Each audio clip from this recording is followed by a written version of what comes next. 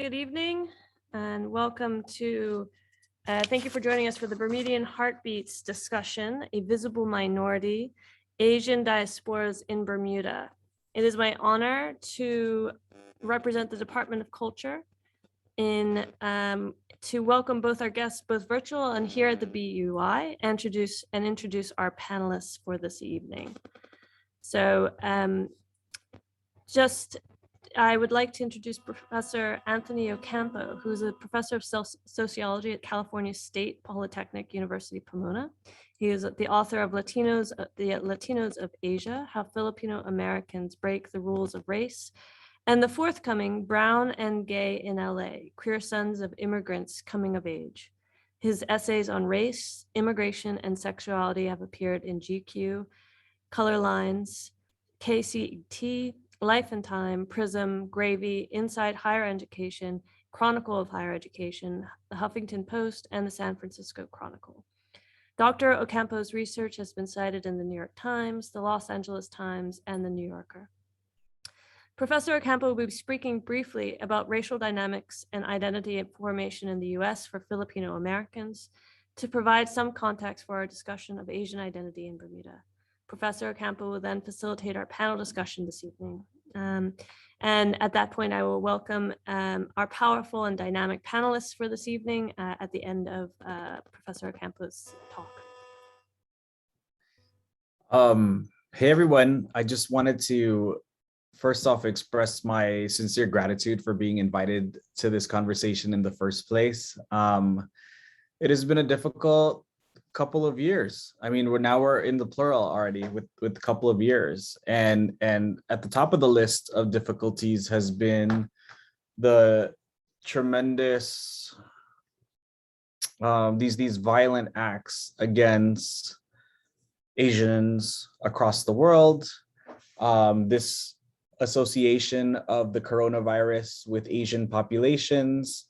We've seen the ways that association has led to acts of random violence in the United States and beyond.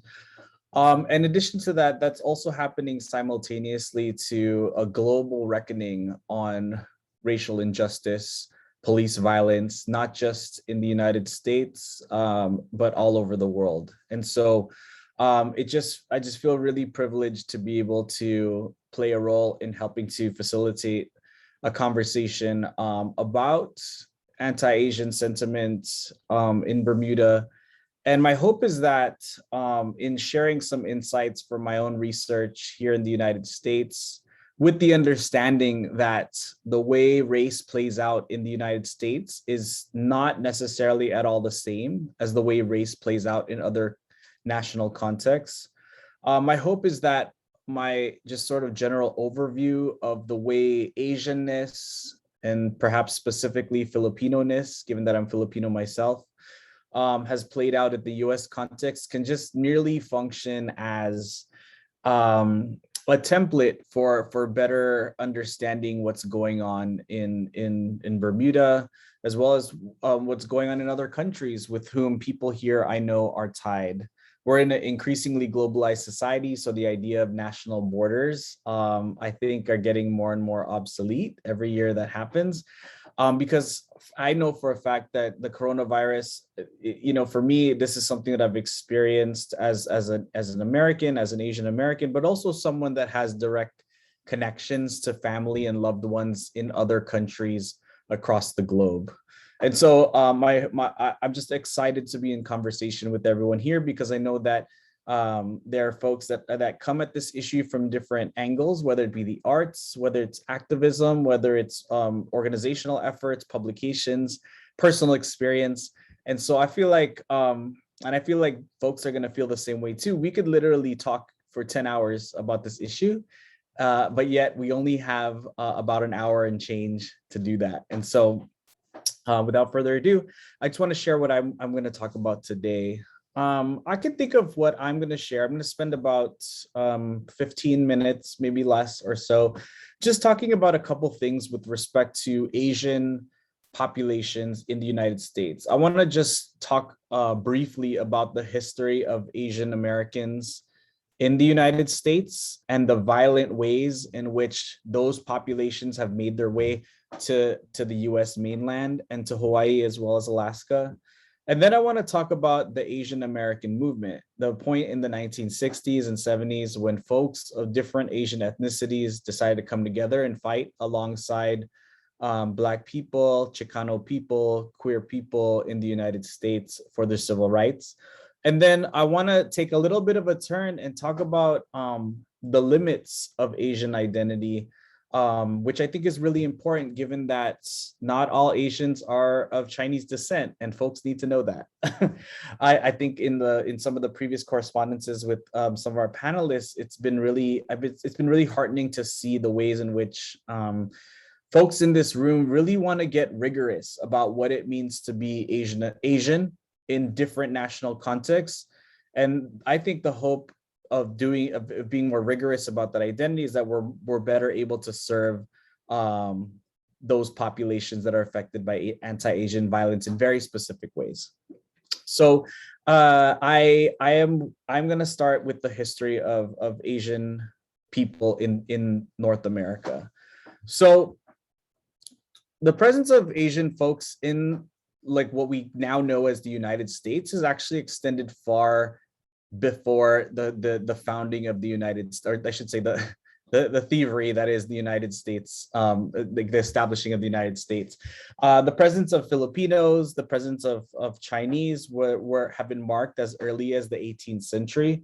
But the way that the United States has dealt with Asian immigrants in the country has been one of the framework that's often used by the sociologist by the name of Yenli Espiritu is that Asians were always differentially included. Differentially included meaning that the United States need to have Asians in this country was predicated on Asian people's ability to advance either a particular white supremacist model of the United States or to advance the economic interests of the United States. So around the 1800s, 1900s, you had primarily Asian men that were migrating to the United States to work in the agricultural arena, to work on railroads, to work as service people in various capacities like elevator, folks that did manual labor in metropolitan areas. And for the most part, the way that American immigration policy was set up is that it deliberately opened the door primarily for male immigrants. And what that meant is that these male immigrants were they're heterosexual, were unable to form families because not only were they not allowed to bring spouses, they were also not allowed to intermarry with women that were American. And so you have this situation where folks were coming in primarily as laborers to do all the jobs for less of the pay that American white workers were not doing. So the Chinese worked on railroads, Japanese were working agriculture. At some point, the United States, workers in the United States said, hey, this Asian thing is becoming a problem. These folks are unassimilable. They're sort of corrupting the purity of our nation. And lo and behold, you had laws that were aimed at ending Asian immigration to the United States. And so what did that do? What ended up happening is that the United States then had a labor shortage. And the way the US works is that even if they're targeting Asians and saying, hey, you can't come to this country, what they did is they sort of reconstructed the laws so that a new Asian population, in this case, Filipinos, could come to the United States and come as workers to fill the labor shortages of Chinese and Japanese that were not able to migrate anymore. So I say this because the arrival of Asian people in the United States led to a lot of confusion for folks living in the US. And so what often happens in the US, which at its heart is a white supremacist nation built off genocide and slavery, is that they had to make sense of who these Asian people were. And so what they did is they incorporated logics that are often applied to indigenous folks. So referring to Asian descent people as savages, as hypersexual, as intellectually inferior.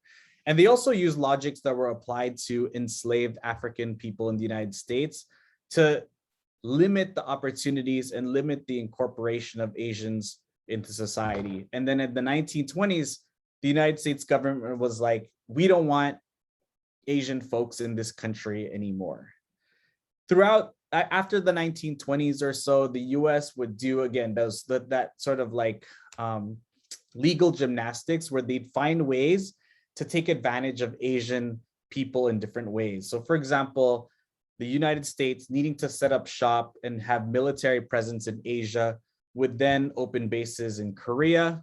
Of course, you know about the Korean-American War. Of course, you know about the Vietnam War. Of course, you know about the World War II and the fight in the Pacific. And of course, the colonization of the Philippines, which is in Southeast Asia. And so what US military presence in Asia did is, number one, it allowed America to have a global presence by colonizing or, sort of pseudo colonizing these other Asian countries. Number two, it allowed the United States to then exploit the labor of Asian people from a variety of different countries, often in the form of recruiting them to fight in their war efforts, recruiting them for war efforts, as well as recruiting them for other sort of militarized operations. And then to incorporate the lens of gender, another peculiar thing that was happening as US was setting up base in all throughout Asia is that white men sort of bolstered their masculinity by fraternizing with Asian women in Asia. And so I say all these things because even though we think of, like, in America, white folks, Black folks, Asian folks as sort of like separate entities, what really must be stated is that whiteness as a construction, and in the sense that, like, whiteness meaning, like, sort of bolstering their social status or bolstering their superiority, it is always depended on the oppression of people of color, including Asian descent people. And so it's not enough to think of, like, race and racism as this thing that happens between, like, individual people. We got to think about it very much on a structural level. What is the relationship of the United States to Asian countries? Is that relationship even, or is it hierarchical? To what degree is each country economically benefiting from that relationship, or politically benefiting from that relationship? And so for the most part, like, Asia, even though we think of Asia as like this faraway place that's like Orientalist and foreign, Asia has been such an important part of creating the idea of what America is on a global scale. So at some point, Asian descent folks were like, we're not having it, right? We're not having it. And so throughout the 20th century, but really in the 1960s and 70s, what Asian descent people, and here I'm talking about the groups that were largest in the US at the time, Chinese, Japanese, and Filipino, what ended up happening was that Asian descent folks were witnessing what Black people in the United States were doing, fighting for civil rights and rallying around the identity of race, to fight for political rights, to fight for basic human rights, to fight for economic rights, to fight for educational rights. And so the impact of Black civil rights movements and Black social movements in the US is what is the reason we even have Asian American identity in the American context. Had it not been for Black social movements, it's a question about whether these different Asian populations would have banded together politically to form a robust Asian identity. And so in the 1960s, what happened is that you had Filipinos, Chinese, and Japanese say, look, we don't have the huge numbers. Each of us is experiencing racism, discrimination in every arena, schools, the workplace, neighborhoods. We got to come together and fight for our civil rights because we can have numbers and we can have a larger political voice. So in the 1960s, the term Asian was birthed in the United States. So a lot of times when I was growing up, I'd hear the term Asian and I automatically think of that as like a cultural identity. Like, as a kid. Of course, you're a kid. So I was like, oh, to be Asian means like, oh, I like eating rice, or, it's sort of these like cultural markers like chopsticks, or I take my shoes off when I enter the house, right? And part of the reason that my understanding of Asianness as a primarily cultural identity is because the way schools are set up, they don't teach us about the history of Asian resilience or Asian social movements in school. And so all we know are the stereotypes. And it wasn't until I started to read history books and learn from people that there has been a strong movement of resistance among Asian descent people in the arts, in music, in publications, in writing, in the political arena, and education. And what I realized is that this term Asian American was never meant to be just a cultural identity. To be Asian is inherently a political identity. And so here's the issue with that political identity that started with just pretty much 3 ethnic groups in the United States. That is Filipino, Japanese, Korean. What ended up happening, I'm sorry, Filipino, Japanese, Chinese. What ended up happening was that immigration obviously is more diverse. We got folks from Cambodia, we have people from Laos, we have people from Vietnam, we have people from Thailand, we have people from India. And so all of a sudden, we had to diversify what we think about Asian. And I want to pause there because I think that this is where global perspectives on Asian identity can really help us rethink what it means to be Asian, to be more inclusive of folks that tend to be forgotten by that label. When we think of Asian, we're almost always thinking about East Asian, Chinese folks. But in reality, I'm Filipino. Folks in this room are Khmer, Cambodian. We have folks that are Pan-Iban, Indigenous Borneo Malay, right? And so we're at a moment where we really have a chance to expand what it means to be Asian, to include folks beyond just our limited stereotype of like that model minority Asian group. So I'm going to pause there, and then I'm going to turn it over for our introduction of our illustrious panelists. Thank you, Anthony. We are, sorry. There we go. I just wanted to share with everyone and introduce, which it's my great honor to do so, our 3 panelists who are Gracie, who is a Bermudian artist, is actually located in Canada. Gracie Edwards possesses many talents. She is a bold visual artist working in many mediums, including spray paint and acrylic, which we can see behind her. She currently lives in Canada and has found success as a DJ, a musician, and as she describes herself, a madam of ceremonies. And above all, I think we should recognize Gracie as being tireless in supporting Bermudian musicians and artists from where she is in Canada, and her passion speaks loudly in all the art that she's involved in.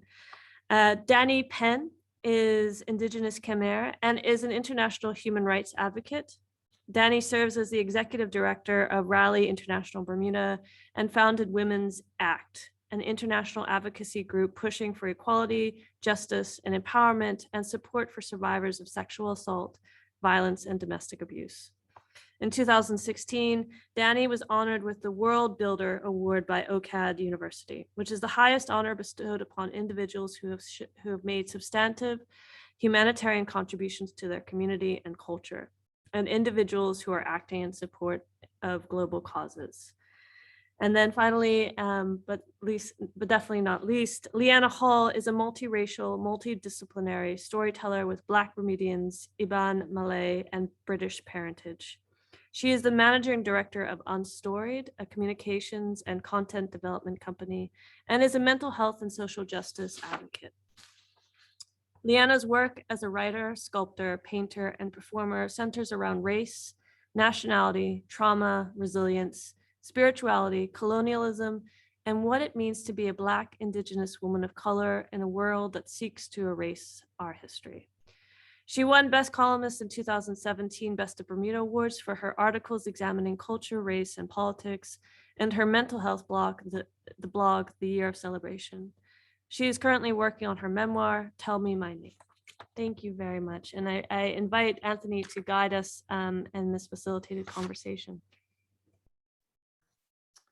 Hey everyone, I am so thrilled to be in conversation with you, and just to, because I know that we're gonna have folks from all over the globe that are chiming in. I was wondering if I could just throw this question out as an opener to all the panelists. When you were thinking back to your earliest memories, when was the first iteration of the term Asian that you ever came across?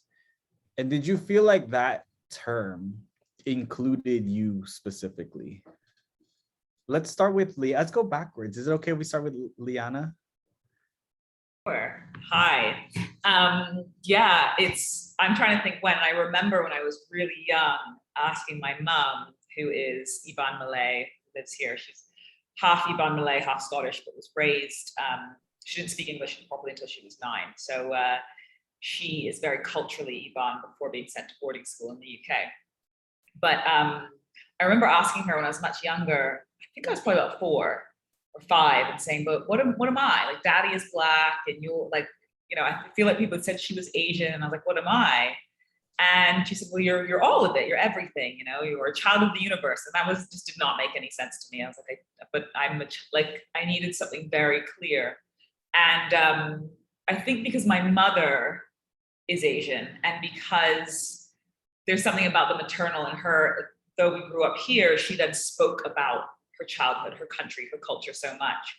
I felt like I got it through her, but I know that other people didn't observe me that way, especially in Bermuda. So even now, like, there'll be groups for Asian women that I don't feel like I can enter. And I'd say that, yeah, even when I was younger, you know, it would sort of be like, oh, well, I'm Asian too. My mom's Asian. I want to, but I didn't necessarily feel that I could. The idea of exclusion. And what's interesting is I have a lot of Eurasian friends, and they very much are absorbed and welcomed within other Asian communities. What's interesting about being Black is it's not the same. And I think that's a result of white supremacy. It's basically like, well, but are you really Asian? Whereas a friend of mine who's half English, half Chinese is fully embraced as being Chinese. Liana, I completely appreciate how we could talk about white supremacy and how the logic of white supremacy could affect folks, even if, like, quote unquote, white folks are absent, which is a super important point.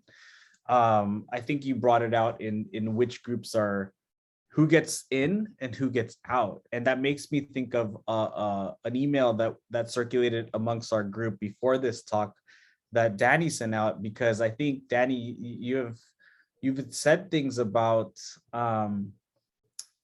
the ability for the term Asian to feel like exclusionary and not including certain groups.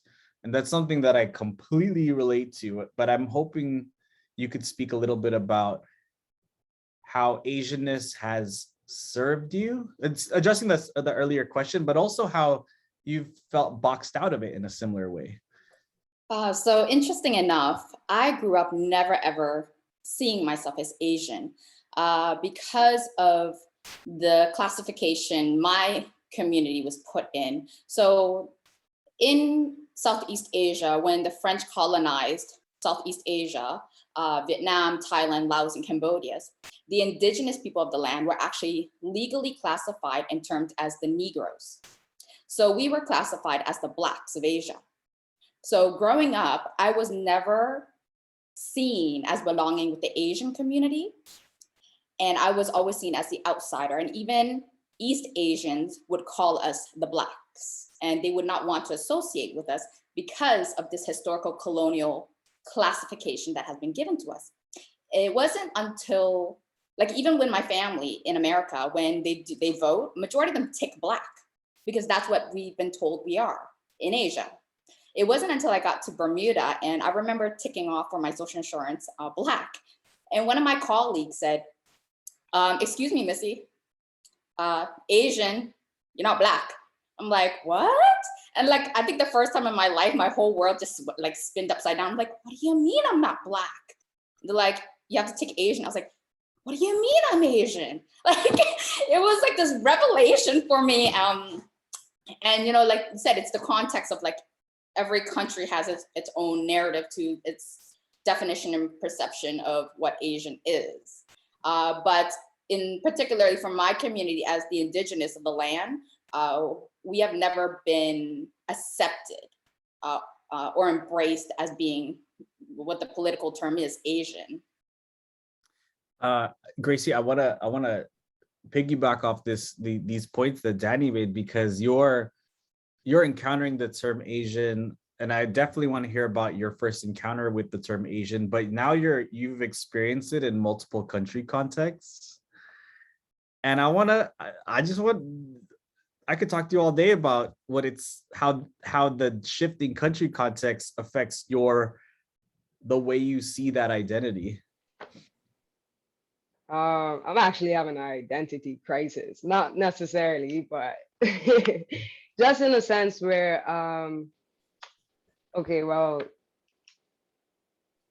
let me just start with the first question and then I'll go on, because if not, we'll ramble on all day. So I think for me, my fondest memory of understanding the term, well, I can't even really say that, because my mom definitely taught me from young about my Filipino culture, my Filipino side. She didn't just feed us the food, as I like to say, to a lot of people. I encounter a lot of mixed Filipino folk, especially out here, and I noticed that a lot of them aren't necessarily into the culture like I am. And so like I can't really say that I have a moment where like I just kind of like noticed it, like, whoa, you're Asian, but more so like it kind of did like this reverse thing where like I feel like as I got older, I started to just like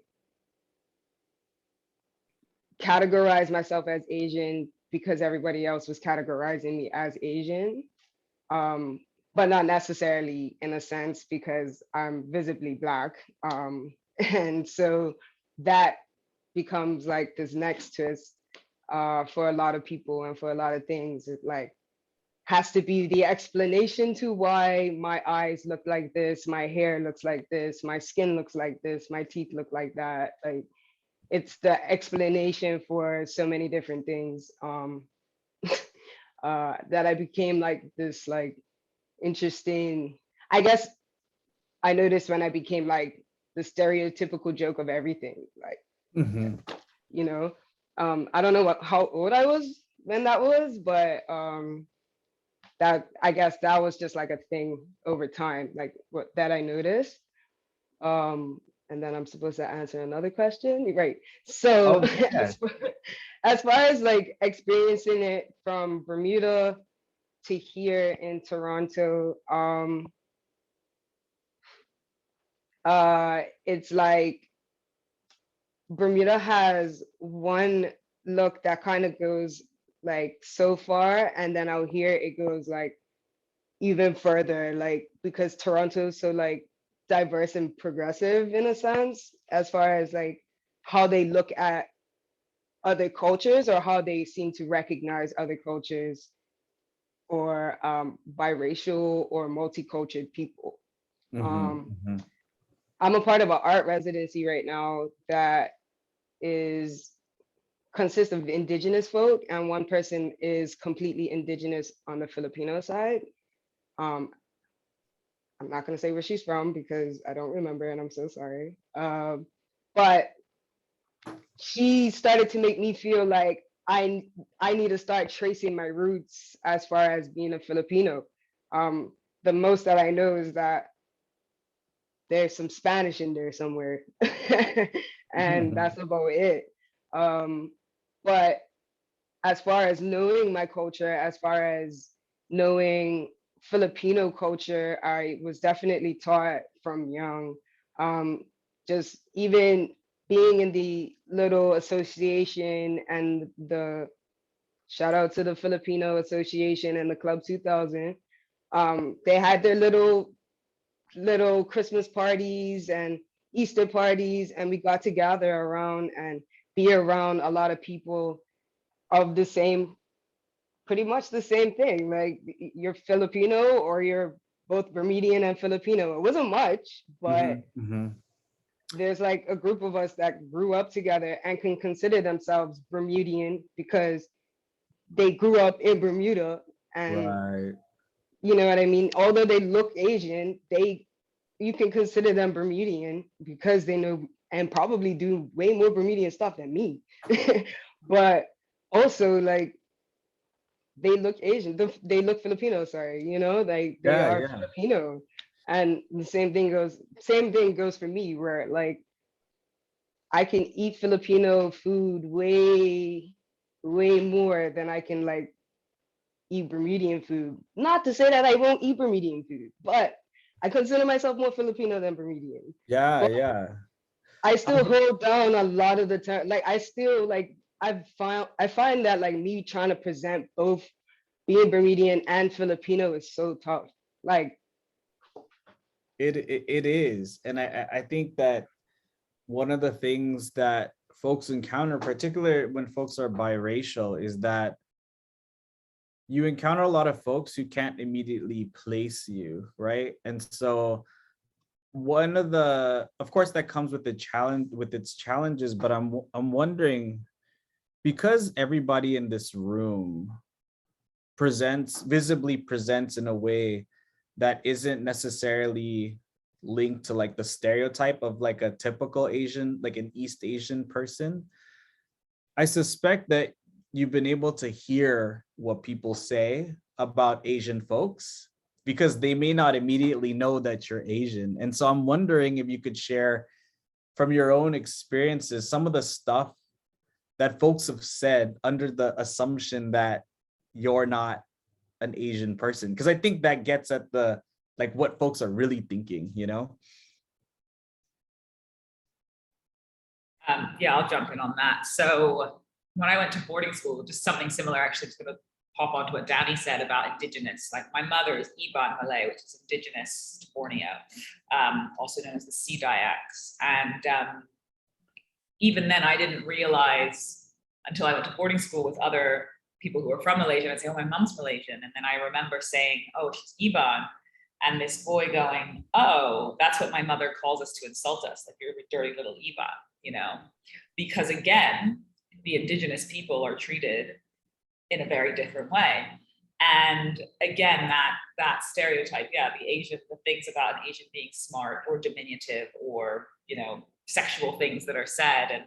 And I remember even having a conversation with a white person in the UK, and I was deciding where I was going to live next. And he had suggested somewhere very white outside of London. And I said, you know, I think it was Cambridge. And he said, well, I guess it's not diverse that way. There are a lot of Asians though, because they're really smart. And I was like, well, I am Asian. He was like, well, not Asian. You're not Asian. And I was like, well, okay. But yeah, just even looking back and thinking about conversations like that, the stereotypes that come out, the jokes, the insults, but honestly, as well, that's happened to me with Black people. So especially when I'm very light skinned, I'm living in the UK and I'm like super pale or my hair is straight, and people start thinking that I've chosen proximity to them.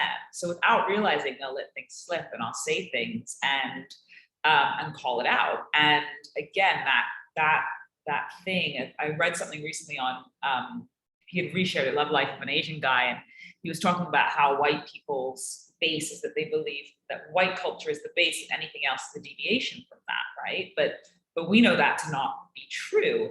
And then, you know, also I think about your presentation that was really interesting is when you were talking about how there were a lot of Asians coming in, they were mostly men coming in and then not assimilating and all of that. And then in Bermuda, the predominant sort of assumption of Asian in Bermuda is Filipino. So it's, you know, in the 80s, when I was a kid, when I say my mother was Asian, the assumption was that she was Filipino.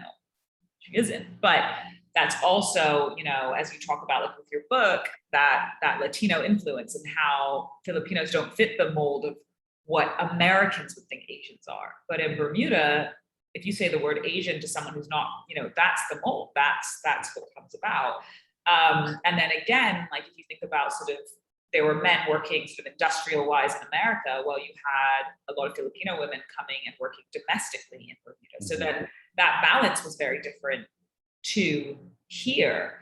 And then when we think about sort of racism and classism and how that intersects, generally the comments that would be made about Asian people to me, I went to a mostly white girls' private school in Bermuda which is at the time, and I think perhaps the diversity is a bit better now, but at the same time, the assumptions like if my mother was around, she's the nanny, she's not my mother. So and I would also say this one thing when you just said, I was going to end on this about the biracial, the multiracial.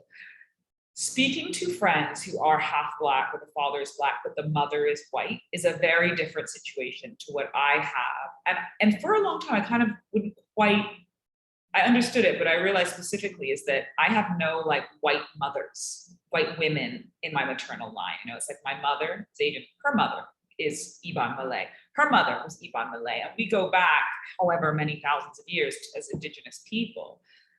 Whereas I know friends who are biracial who struggle a lot with a lot of internalized self-hatred and confusion about whether it's that they're Asian and their mother is a white woman and their father is Asian, or if they're Black and their mother is a white woman. So it's very interesting when we're sitting in Bermuda and we're talking about like what it means to be what the world calls Black people in the Western world a minority, which we aren't in Bermuda. But then being Asian is a minority here, but it all interplays very differently here in comparison to the United States, for example. Of course. Dani, I wanted to, I know that you're coming at this from a slightly different angle, but I feel like it would be interesting to hear, like, because remember you had that resistance to like, when someone said Asian to you, you were like, whoa. And I guess I'm curious to hear what was the thing you were distancing yourself from? Because I get that feeling as well. And so it signals to me that you were like, I'm the X, Y, and Z, but to be Asian means A, B, and like something else. What was that something else? So I'm not mixed, but I go through something called colorism. So I actually, in my community, would be considered white passing. I don't look like your typical Indigenous person. My mother actually looks like Liana.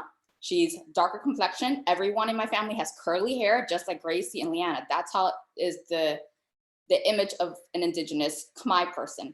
I came out light skin, straight hair. My whole family was like, what is this? What's going on? So both my parents look exactly like Liana. I came out looking white passing. And so I've experienced a lot of being able to see how my community is treated based on the assumption that I'm not Indigenous. And I'll give you an experience I had when I was in high school. So I had a friend who was Chinese, and she started dating a Khmer boy. And one day, she called me up crying on the phone saying that her mother doesn't approve of her boyfriend. And mind you, this was a good friend. I've been to her house. I eat lunch at her house. I go visit her. I know the family.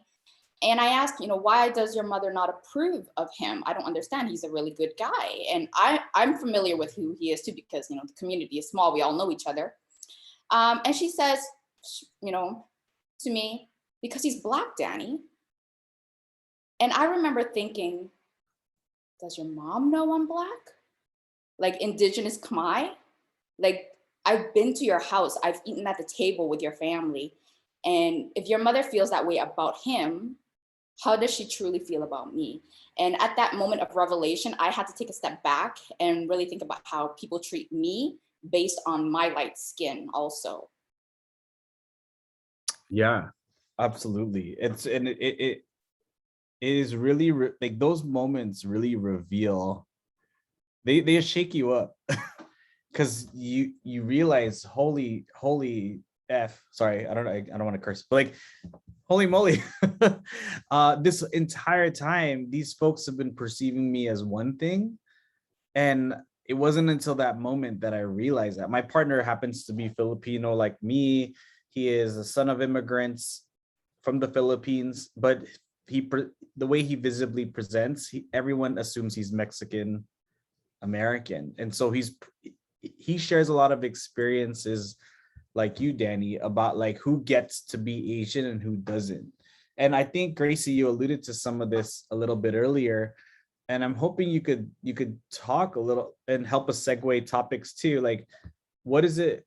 Who gets to be Asian and who doesn't get to be, right? And then if you could talk about, do you feel like either in Bermuda's context or other that there's a hierarchy within that category of Asian, and not just like with respect to like Absolutely. Khmer versus Filipino, but also like gender, queer, all those other identities as well? Is I believe in this hierarchy only just based off the fact that colorism is real and it exists within, I want to say, all Asian cultures, or mostly the browner, the darker skin toned ones, or the redder the skin goes. And from what I understand, just based off of like art studies and being in different, I guess you could say, art spaces, and seeing other young Asian, Southeast Asian, East Asian, even close to the Middle East, describe their colorism stories. It's very, I guess you could say, jarring in a sense, because for me, in some spaces, I feel like some Filipinos look at me with this like side eye, like, how could you be Filipino? And if you are Filipino, you better prove it right now, kind of thing. Just like, that's just like the energy I get. Not to say that everybody's like that, but that's a vibe I get. And then like even like experiencing moments where like I'm in the room, or like I'm fully in like a public space, and somebody says something like, I don't know, something disrespectful towards Asian people, specifically Filipino, because of their accent, because of how they speak or something, or how they had to deal with like customer service or something, and they go off and say all these disrespectful things. I gotta stop and be like, yo, like, you're actually disrespecting my people, damn. And I don't know who exactly you're talking about, but it could be Chinese, Korean, Filipino, anywhere down the line. I'm gonna tell you right now, if you're gonna say Asian as a whole, you're disrespecting me in general.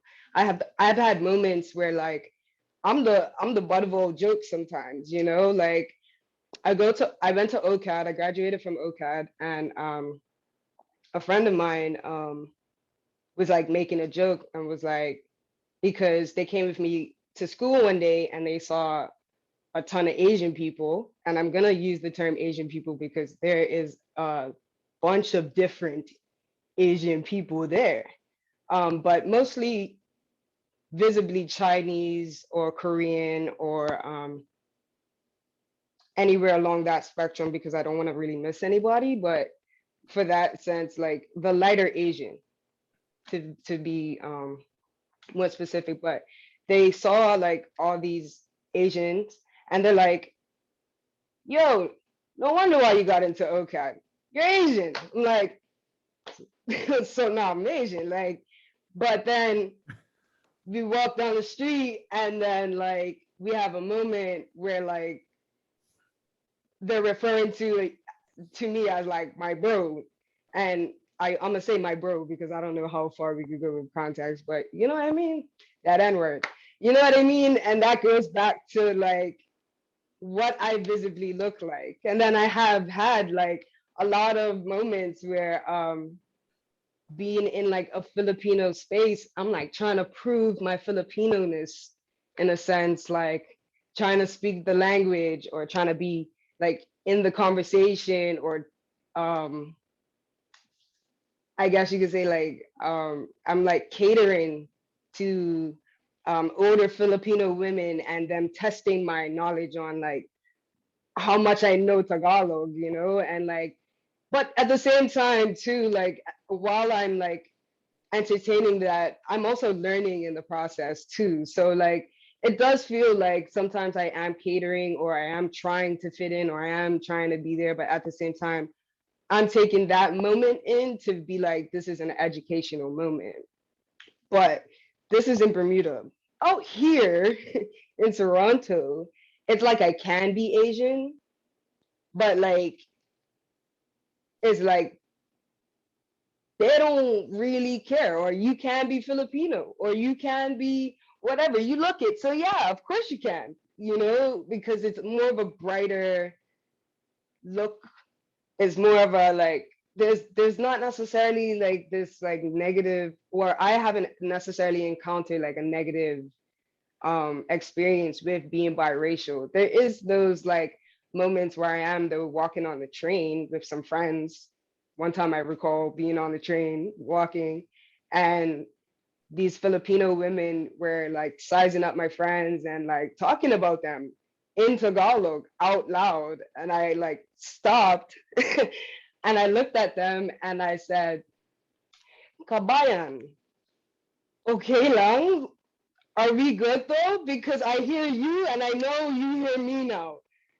And so like, I've had moments like that where like I've had to embarrass Filipino people because they're being those types of people, And that actually, I love that you mentioned that, because each one of you, just by virtue of your presence and by virtue of sharing your stories and by virtue of the work you're doing, whether it's in memoir, whether it's in activism, whether it's in organizing, whether it's in the arts, what I love about this group of panelists is that you are constantly like rewriting the script for who can be included in certain categories, whether it's Asianness or Blackness, biracial, indigeneity. You are like authoring new ways of understanding race for everybody. And I'm wondering, like, how do you see that? I know in some ways it could feel like a burden, but it could also be like a privilege and responsibility that you're in a position to change people's perspectives about who's Asian and who's not, or who's Black and who's not. And I'm wondering about, we're at 45 minutes, just to give folks an idea of where we're at. I'm wondering about how you approach that role, whether it's in your organization, whether it's in your writing, whether it's in your arts. Like, how important is it to you to like have folks come correct about the true diversity of the category Asian? So it's interesting. I was thinking as we were talking about this, I talk a lot to like my people who are close to me, obviously speak a lot to my cousins. I went down to Sarawak for family reunion as like my last big trip for the pandemic. So like October 2019. And it was amazing. And when I set foot there, and I hadn't been there since I was 17, but it felt more home to me than anywhere I had ever been. It was like this ancestral pull to this land that my mother is from, where she was born, where she lived. And, but it's so into how embracing my family is there. But then when I traveled in other parts of Southeast Asia, how, again, what I find is the Southeast Asians who are working who are clearly from colorism, working in more domestic environments, will say things like, we'll get very excited, like, you look Balinese, or you look this, or you look that. And like, there's the connection. It's like this connection with us because I'm darker skinned and we look similar, and they're seeing like cheekbones and similar features. And I explain, they get very excited to hear it. But then conversely, people who are at a higher class level because of colorism, because of what's happened there, they don't want to embrace me so much. And then when you were talking about how you confront those stereotypes or what's happening, and I think Gracie had said it about like, when you're talking about my people, it's like, one thing I did want to talk about is, in Bermuda, again, when, for example, West Indians came to Bermuda, and it was about creating this divide between darker West Indians and Bermudians, and like, we're not part of the Caribbean, and they're there, and we're here. And it was created to keep dividing us, because the people together, are so powerful. And when I think about it here, obviously it's been like this, but issues with jobs, and then before, and because of COVID, and even before COVID, when there was unemployment, and then sort of the aggression that Asians in Bermuda who were working service positions were getting from people, and it would become like, I wish you would in front of me. Like, I would, like, it was this thing where I'd sort of hear about something and I'd be like, that person's incredibly lucky that I wasn't there. Because it is this thing where both, you know, Black Bermudians, but also white Bermudians, not as a whole, but people have been aggressive to Asians living in Bermuda. And then there's this feeling of like, well, they're taking our jobs, or they're doing this, or they're doing that. But again, that's what happened with West Indians. And if like white supremacy and colonialism requires a hierarchy, it requires a hierarchy to stay thriving. It requires that. But if you think about like Indigenous spirituality, which is something that I am very much in the last few years tried to tap it in my art, in my spiritual practice. It is traditional for Ibans to get hand-tapped tattoos, you know, in terms of Indigenous Iban who are living in longhouses. It's a coming of age. When I was last there, I got my traditional Iban hand-tapped tattoo. And, you know, when we think about and talk about what Indigenous spirituality is, and it's not this idea that we're separate and apart from, and we respect everything and everyone, and there's no like one God who's telling you, no, you're not right because you're too dark. No, you're not right because you're gay. No, you're not right because you're good. No, you're not right. Like you don't fit into, you're not monogamous. You're not, whatever it is. There's been so much over history, over time, where different Indigenous people from all over the world will come together and there's no conflict. It's like, oh, your God is called this. Well, ours is called this, but hey, we kind of do something similar.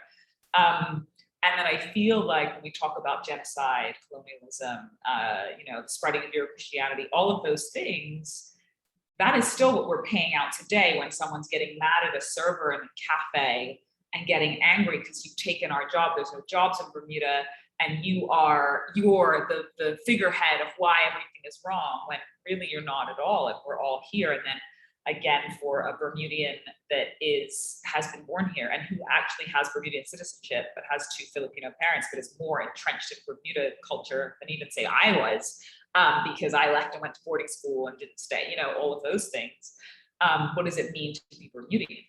What does it mean to be Bermudian in the sense that the construct of the word Bermudian isn't really even a thing, and that we're British overseas territory citizens?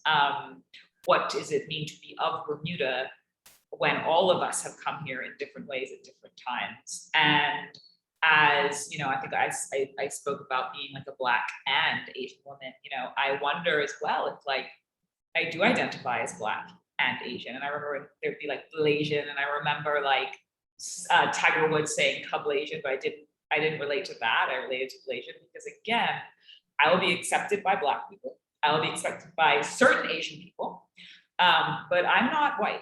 You know, and it's not like one, I don't identify, but two, I won't be brought in like that. That's not how this works, right? So I think I probably went a little bit off some tangents, but essentially when I look at like, you know, what it means to be one, what it means to all be children of whatever God there is, and whatever you call it, and if we're all here. And again, the idea of like, you know, the reason people can say really outrageous stereotypical things is because if you're not anti-racist, you're racist. Like you're one or the other. There is no norm. There is no, oh, well, I was just joking, you know, or like they'll say something and want you. And again, my own development as a person, like when I was in England for a lot of the time, like you're outnumbered and it's very difficult to be the one like, hey, that's not okay.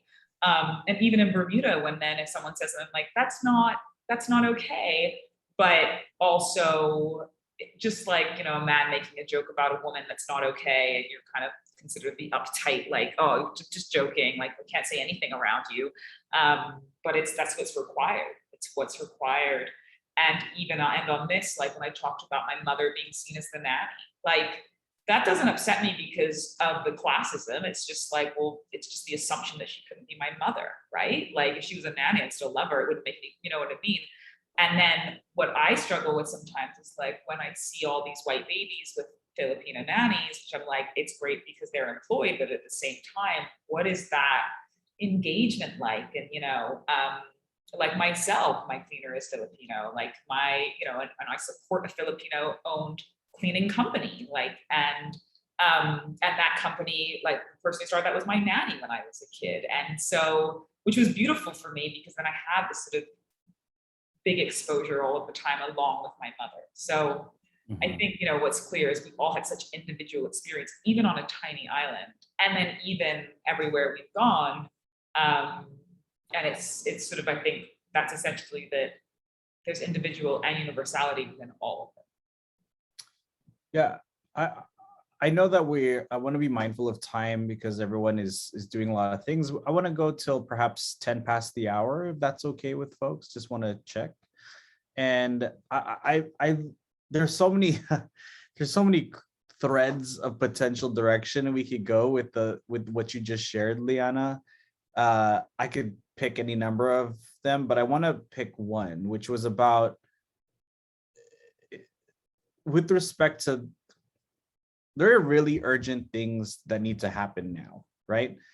And so you said something to the effect of like, whenever moments of discrimination or racism happen, it's always on the burden is always on the person that is being targeted to say, hey, we got to do something. And so given that we got an audience, some of whom are in the crosshairs of discrimination and racism, others who might be in community with folks who are enacting the harm, I'm wondering if the panelists, if we could close by addressing the question, what do we do now? If you're a person that's not Asian, what do we do now to try to stop anti-Asian sentiment in Bermuda? Small acts, big acts. And for folks that are Asian, what are ways that they could persevere through these difficult moments? So pick either both of those things to answer or just one. What can we do now so that folks in the audience can come away with a little bit of homework for what they can do now to affect change in Bermuda? Gracie or Dani, can we start with one of you, please? I'll start. On a global scale, like personally, I think we're going through an age of another re-enlightenment, because I find people now are, becoming more aware. They're asking questions. They want to know. They want to learn, and like they genuinely want to know without offending, without causing harm or any kind of abuse. And I've seen that over the years, in working with a lot of young people also, a decade ago, I would face all sorts of ridiculous questions based on discriminatory assumptions here in Bermuda of like the assumption automatically that I'm Filipino and like, I'm a server. I even encountered one where they told me to go back to work at Buzz and collect the dishes and cups. But over the years, I find the generation today are quite more culturally sensitive to how they question and have the conversational platform. So I have a lot of young people today that come out and they're genuinely curious about like, I want to learn more about your background, where you come from, Miss Dani. I really want to know how you got here. And they're actually giving the time and space to listen, which I really appreciate. And I see this crossing over a lot in varieties of communities all around the world, especially with this, the movement that we have now with AAPI, with the Asian American Pacific Islander movement. There's a lot of communities now reclaiming their history that have been taken over by colonial history. So a lot of the different communities, people of color, are researching, they're going back in time and looking for their truth in their communities and bringing it to light. And what I would, share with those that want to be an ally is to give people of color this space to reclaim their truth. Being an ally doesn't mean that you need to be in that space, that you need to interject your voice every time in a conversation. Sometimes your absence is actually helping the community find their way. I love that. Wow, so fruitful. For me, as somebody that like owns their both cultures, that owns this whole like biracial thing, especially being Filipino, um, I recommend the people that have Filipino friends, that may have Filipino partners or um, children even. I do encourage you to soak them in their culture. And to Filipino people as well, because Filipino people have a history of colonialism as well, and colonialism has done its effects, its trauma, and its trauma has played out where Filipino people sometimes look away from their Filipino-ness, or maybe just like their Filipino background in general, just to hold down different colonizations for wherever they're trying to meet, wherever they're at. You know, I highly encourage right now to soak your children in the knowledge that they need to know.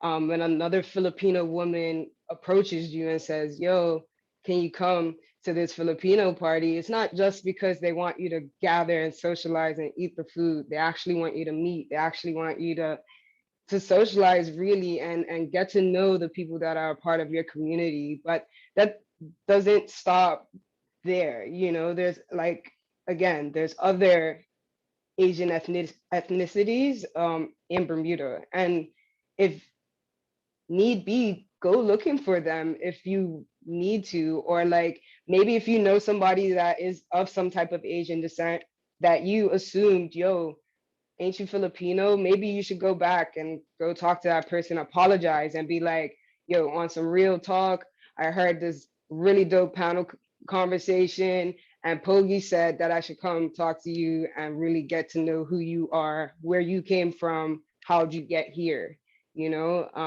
And I feel like every Filipino person is open to having that conversation with people. So I wouldn't think that other Asians wouldn't want to have that conversation as well, especially like artists like Dani and Liana. Like, this is a conversation that we learn and we create from and we gather. So as far as that, another thing to do now is to stop those Bermudians who are doing like damage and bare violence to the people, to other like Asians and Asians in general, POC people in general. Like, stop them in their tracks now, you know, like don't just look at that and just see it as, oh, well, that's another bike on fire, and keep it moving. No, like stop, talk, have that conversation with your kids, with your neighbor, with whoever, and tell them, yo, this ain't right, because at one point there was Black people being treated like this, like it was said, you know, Caribbean people. It needs to be put, like, feet need to be put down to date.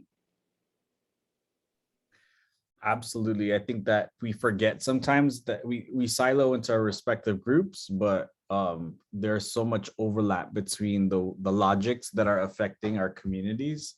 Liana, I want to give you the last word before we close, if that's okay. Yeah, it was great to hear both Dani and Gracie talking about what to do and how to help. And I think it is that, you know, you call it out when you see it, right? And also, again, stop making assumptions. Don't assume someone does this for a living or is from here because they look a certain way. You really have no idea. I thought a lot, especially what Gracie was saying about like how, you know, like getting in bed. My mother, as I said, barely spoke English until she went to boarding school. And then later when her mother moved over to England, it was just like, I must assimilate, we must speak English. Then my mother lost her language. But when she goes back, she talks to her cousins on the phone, you know, it comes back. And it's just like, I always, for me, wanted to speak Iban. And I'm actually talking to my cousin. He's offered to like give me lessons via Zoom. But again, it's that sort of integration. Like one of my cousins in Borneo is named Dawn. She's doing a lot in terms of also looking at anti-Blackness and colorism within Malaysia, while she's also advocating for Indigenous Iban. So I think there's this idea that sometimes people think you can only do one cause, one people, one thing, like but you can. It's wide, it's spread, it's everything, and so you don't have to like isolate to just one. And I remember when a lot of the violence started happening in the States, and I had, you know, Asian friends who would be like, you know, check on your Asian friends, right, on Instagram or whatever. And whereas it's really, you don't know the person, because for me, when Black Lives Matters blew up, like, you know, George Floyd stuff, I didn't want anyone talking to me who we hadn't already spoken to this about before, because they were just causing more violence to me. Because if you haven't done the work, there's I think that's the other thing. There is so much out there on anti-racism work.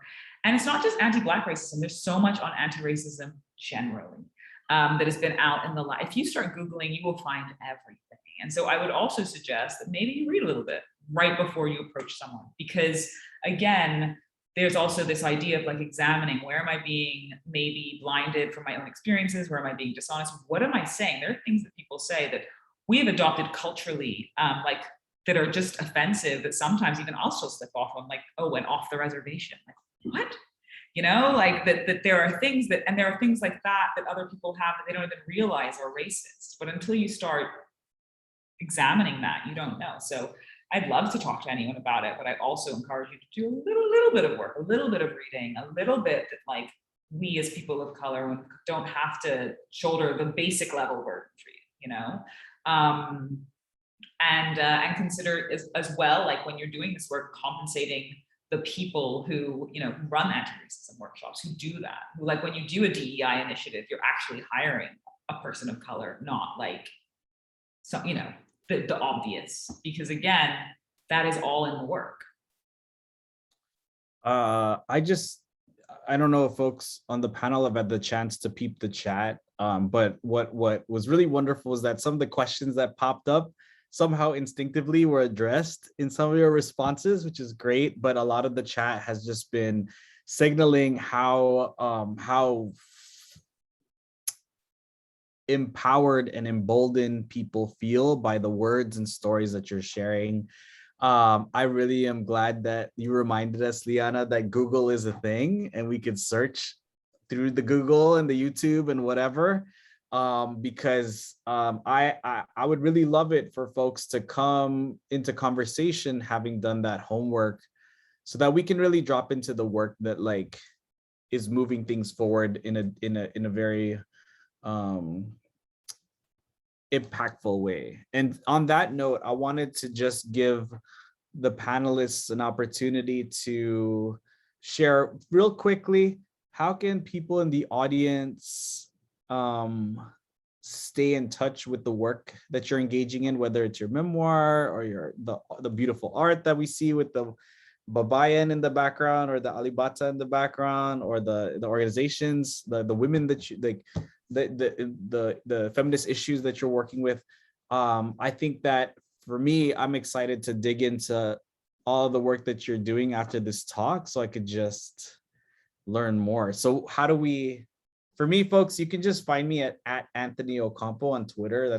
I love tweeting, so you can find me there. But for other folks in the room, what's the best, what shout outs of your contacts or orgs do you want to share? Go ahead, Dani. Okay. Well, you can find me on Facebook under Dani Penn. I have a public page, but also just a quick thing, like, you know, to start a conversation, or just to, you know, ease you into, you know, getting to know those in the Asian community.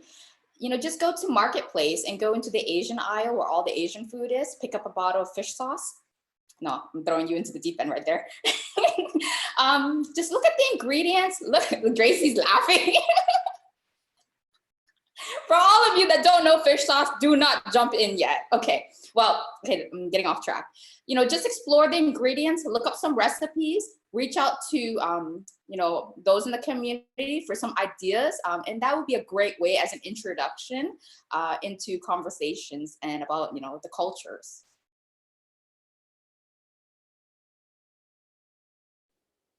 So I'm Instagram person. You can find me on at Pokey the Artist, or my name. And yeah, like that I have two Instagrams, sorry, at Pogi the Artist and _ call me Pogi. You'll find that one page is like mostly my art, and then the other page is like more of my music, more of a party little situation. Big shout out to every Filipino that's in here and knows who I am. Mahal kita. Ang kabayan ko. I love you guys all. And I wanted to say something and I like totally forgot. If you all want to know how to get to know some Filipino folk, there is the Filipino Association that is located on Facebook. You can Filipino Association of Bermuda. You can link them, or you can link the Club 2000. I believe they're still around, of Bermuda. Great people, lovely people, beautiful people. Mommy, love you. I don't know if you're watching, but I love you. So I'm a rarely on Twitter, but I am on Instagram, which is at Liana Hall. Although that might be mirrored, so you might not get that actually, I just realized. However, I actually am in the journey of changing my last name.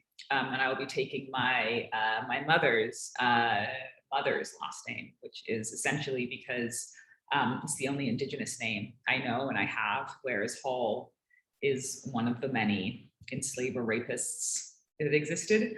And I am going to be doing that by default. So that's my handle for now, but eventually it will change. And that's probably the best place to get me. Very powerful. And on that note, I just want to thank every single person that's in this call for taking the time.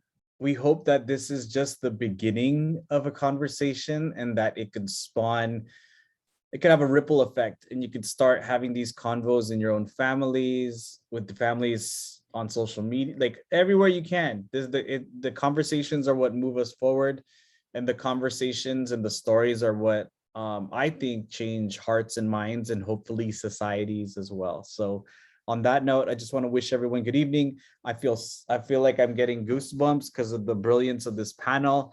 And thank you so much. Maraming salamat. Oh my God, my mom will kill me. Maraming salamat sa inyong lahat.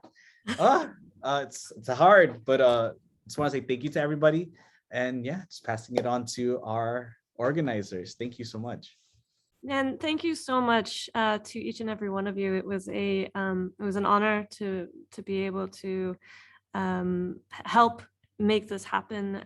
It was something that we were very committed to for several months. It took, it's been delayed, but we wanted to make sure that it happened so that as many people as possible could participate. We wanted to emphasize that if you're watching this now and you want to send it to people, it's going to be living on our Facebook. It's also going to be, we're going to, in all likelihood, posting it on our YouTube channel. And I believe CITV may be rebroadcasting it in the future as well. So as many avenues as possible for people to access it and view it. And just thank you. It's challenging to talk about something that personal challenges, personal trials, and also things that that make you who you are, but sometimes are very difficult to talk about. And in a way, Zoom conversations like this and the intimacy of it helps. Anthony, thank you so much. You as a facilitator were just wonderful. And Dani, Liana, and Gracie, I'm just so thankful that Bermuda has you.